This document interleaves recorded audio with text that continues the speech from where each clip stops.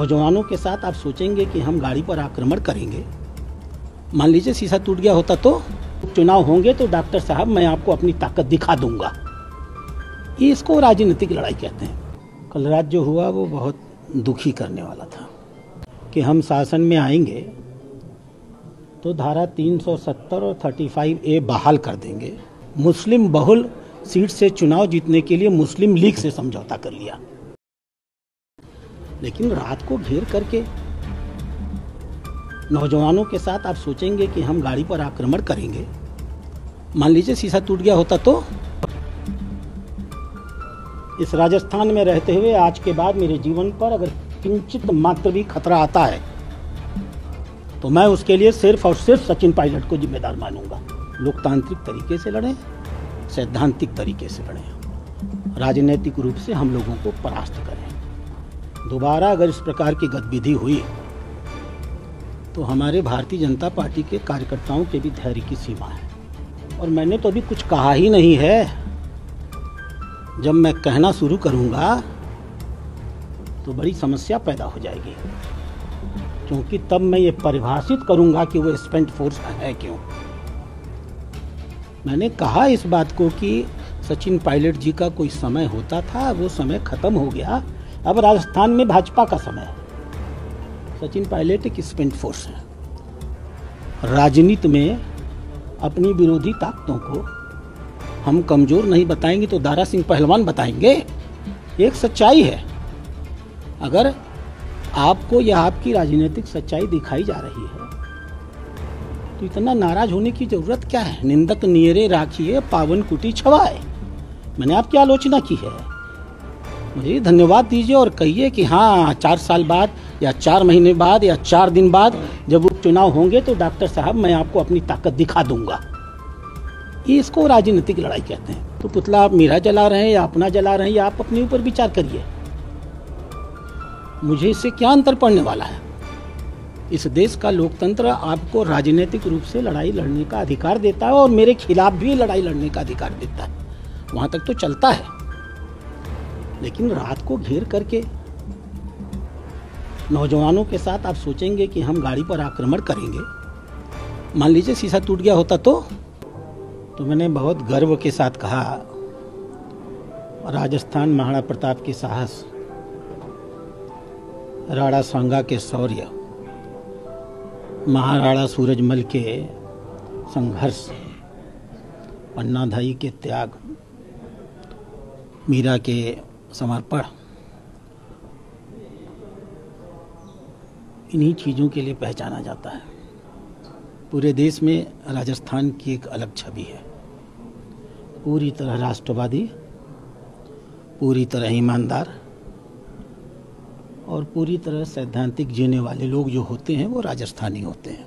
ऐसी कल्पना पूरे देश में है। कल रात जो हुआ वो बहुत दुखी करने वाला था। मुझे आश्चर्य हुआ। कांग्रेस पार्टी अपने नौजवानों का ऐसा दुरुपयोग करती है, मुझे इसका एहसास नहीं था। यहीं उदयपुर में एक छोटे से बच्चे देवराज की हत्या कर दी गई,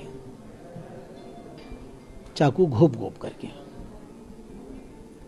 कांग्रेस के ये नौजवान अगर उस हत्या के विरोध में सड़कों पर उतरे होते तो आज राजस्थान कितना गौरवान्वित हुआ होता।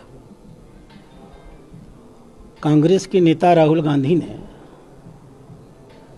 देश को तोड़ने का सपना लेकर काम कर रहे नेशनल कॉन्फ्रेंस, जिसने अभी अपना घोषणा पत्र जाहिर किया है। घोषणा पत्र में फारूक अब्दुल्ला ने घोषित किया है कि हम शासन में आएंगे तो धारा 370 और 35A बहाल कर देंगे।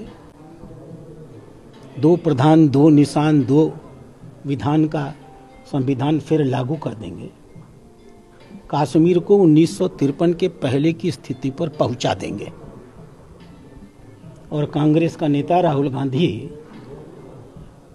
खुलेआम राजनीतिक लालच में, कुर्सियों के फेर में ऐसे राष्ट्र विरोधी तत्वों के साथ चुनाव के पूर्व संयुक्त घोषणा करके चुनाव लड़ रहा है। कांग्रेस के नेता कहते हैं जम्मू कश्मीर के कि हम अगर शासन में आए तो सारे आतंकवादियों को जेल से रिहा कर देंगे और उन्हें 1 करोड़ रुपए का अनुदान दे देंगे। कांग्रेस के नौजवान अगर अपने नेतृत्व वर्ग की इन राष्ट्र विरोधी गतिविधियों के खिलाफ, नौजवान का यही साल होता है, नौजवान जहां गलत होता है वहां खड़ा होता है। अगर सवाल खड़ा किया होता तो मुझे बड़ी गर्व की अनुभूति होती है। इस देश का बंटवारा मुस्लिम लीग ने कराया, देश 2 टुकड़ों में बंट गया और राहुल गांधी ने केरल का चुनाव जीतने के लिए वायनाड से, चूंकि वहां की 65% जनता मुस्लिम बहुल है, मुस्लिम बहुल सीट से चुनाव जीतने के लिए मुस्लिम लीग से समझौता कर लिया। मुस्लिम बहुल सीट से चुनाव जीतने के लिए मुस्लिम लीग से समझौता कर लिया, देश को बांटने वालों से। अगर कांग्रेस के नौजवान अपनी पार्टी में अपने नेतृत्व से इन राष्ट्र विरोधी गतिविधियों के बारे में पूछ रहे होते तो हम इन नौजवानों के पीछे कदम से कदम मिला करके चल रहे होते। बांग्लादेश में हजारों की संख्या में हिंदुओं का कत्लेआम हो गया, पूरा देश व्याकुल है।